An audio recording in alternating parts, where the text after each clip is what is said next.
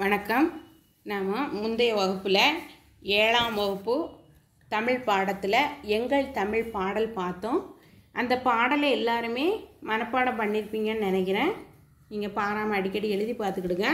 அடுத்து அதில் உள்ள மதிப்பீடை பார்க்கலாம் வாங்க.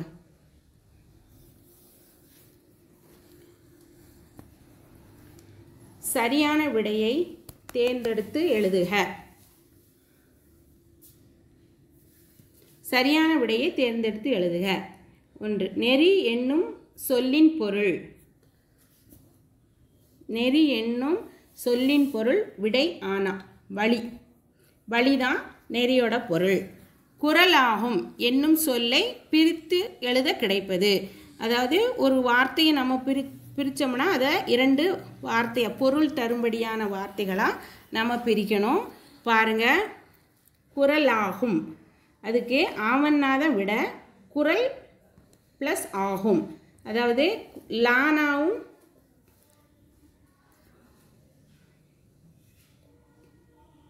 இல் ப்ளஸ் ஆ வந்து லாவா மாறி இருக்கு. பாருங்கள், இல்லா மாற்றி ஆ குறளாகும். அப்புறம் வான் ப்ளஸ் ஒலி என்பதனை சேர்த்து எழுத கிடைக்கும் சொல் விடை ஆவண்ணா. வானொலி.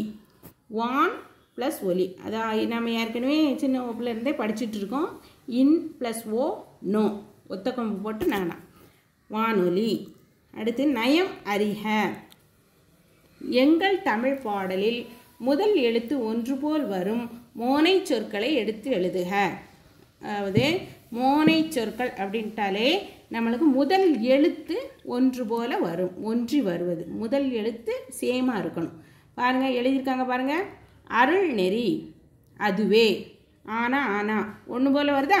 அதுக்கப்புறம் நீங்கள் எடுத்து எழுதணும். உங்கள் புக்கில் வந்து இந்த 2 எக்ஸாம்பிள் மட்டும் கொடுத்துருப்பாங்க. நாம் அடுத்து எடுத்து எழுதணும். உங்களுக்கு பாருங்கள், எழுதியிருக்காங்க பாருங்கள். கொல்லா கொள்கை உங்களுக்கு ஏற்கனவே கலர் பண்ணி காட்டியிருக்காங்க. எல்லா என்றும் முதல் எழுத்து ஒன்று போல வருது. அடுத்து 2 பாருங்கள். எங்கள் தமிழ் பாடலில் 2ஆம் எழுத்து ஒன்று போல் வரும் எதுகை சொற்களை எடுத்து எழுதுக. அதாவது எதுகைனாலே 2வது வார்த்தை, 2வது எழுத்து, வார்த்தை இல்லை எழுத்து. பாருங்கள், உங்களுக்கு கலர் காட்டியிருக்காங்க பாருங்கள், ரெட் கலர். அருள் பொருள் ரூனா ஒன்று போல் வருதா? அதே மாதிரி இதை நீங்கள் எடுத்து எழுதணும். புக்கில் உங்களுக்கு இடைவெளி விட்டுருப்பாங்க. கொல்லா எல்லா. அன்பும் இன்பம். இன் இதில் இல். அடுத்து பாருங்கள், எங்கள் தமிழ் பாடலில் இறுதி எழுத்து ஒன்று போல் வரும் ஏய்பு சொற்கள். அதேபோல் ஏய்புனாலே இறுதி எழுத்து. அதாவது மேலே எப்படி மோனைனா முதல் எழுத்து, எதுகைனா 2ஆம் எழுத்து, ஏய்புனா இறுதி எழுத்து. சரிதானா? இப்போ பாங்க, தரலாகும் குறளாகும் இம்மன்னா முடிஞ்சிருக்கா? அதே மாதிரி பாருங்கள் 2வது புகழாது இகழாது தூணா முடிஞ்சிருக்கு. ஊக்கிவிடும் போக்கிவிடும். அடுத்து பாருங்கள், வினா குறுவினா கேட்டிருக்காங்க பாருங்கள். தமிழ் மொழியின் பண்புகளாக நாமக்கல் கவிஞர் கூறுவனை யாவை? அழகாக பாயிண்டாக எழுதியிருக்காங்களா? இதே மாதிரி நீங்கள் நோட்டில் எழுதி படிக்கணும், மனப்பாடம் பண்ணி. சரிங்களா? நம் முதல் பாயிண்ட் பாருங்கள். நம் தாய்மொழி தமிழ் அருள் வழிகள் நிரம்பிய அறிவை தரும். கொல்லாமையை குறிக்கோளாகவும், கொல்லாமைனா படிச்சிருக்கோம், பிற உயிர்களை கொல்லக்கூடாது. பொய்யாமை, பொய்யாமைனா பொய் சொல்லக்கூடாது. பொய்யாமையை கொள்கையாகவும் கொண்டு எல்லா மனிதர்களும் இன்புற்று வாழ அன்பும் அறமும் உதவும். 3வது பாயிண்ட் பாருங்கள். நம் தமிழ்மொழி அனைவரிடம் அன்பு மற்றும் அறத்தை தூண்டும். அது அச்சத்தை போக்கி இன்பம் தரும்.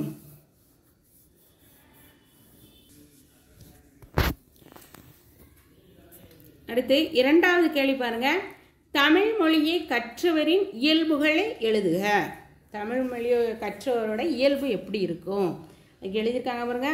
தமிழ் மொழியை கற்றோர் பொருள் பெறுவதற்காக யாரையும் புகழ்ந்து பேச மாட்டார். தம்மை போற்றாதவரையும் இகழ்ந்து பேச மாட்டார். இந்த 2 பாயிண்ட் எழுதிட்டாலே போதும். அடுத்து பாருங்கள், சிறுவினா. எங்கள் தமிழ் பாடலில் நாமக்கல் கவிஞர் கூறும் கருத்துக்களை தொகுத்து எழுதுக. தொகுத்து பாயிண்டாக பிரித்து எழுதிட்டாங்களே, உங்களுக்கு நல்ல மார்க் வாங்கலாம். அதே மாதிரி எழுதி காட்டியிருக்காங்க பாருங்கள். இதே மாதிரி நீங்கள் நோட்டில் எழுதி படிக்கணும். நம் தாய்மொழி தமிழ் அருள் வழிகள் நிரம்பிய அறிவை தருகிறது. அதுவே தமிழ் மக்களின் குரலாகவும் விளங்குகிறது அப்படின்னு முதல் பாயிண்டில் சொல்லியிருக்காங்க. அடுத்து இரண்டாவது பாயிண்ட்டு, தமிழ் மொழியை கற்றோர் பொருள் பெறுவதற்காக யாரையும் புகழ்ந்து பேச மாட்டார், தம்மை போற்றாதவரையும் இகழ்ந்து பேச மாட்டார். அடுத்து பாருங்க, கொல்லாமையை குறிக்கோளாகவும் பொய்யாமையை கொள்கையாகவும் கொண்டு எல்லா மனிதர்களும் இன்புற்று வாழ அன்பும் அறமும் உதவும்.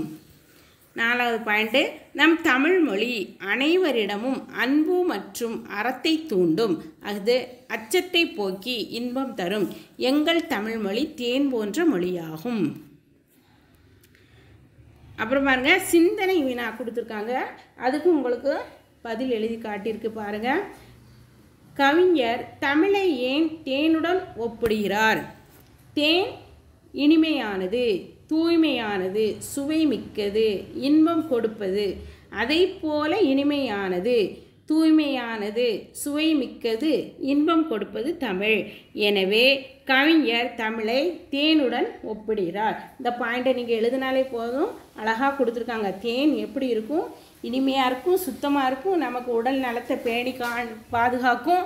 இதே மாதிரி தான் தமிழும் இருக்குது, தமிழ் கற்றவருடைய வாழ்க்கையும் இருக்குது அப்படிங்கிறத அழகாக என்ன செஞ்சுருக்காங்க, எழுதியிருக்காங்க.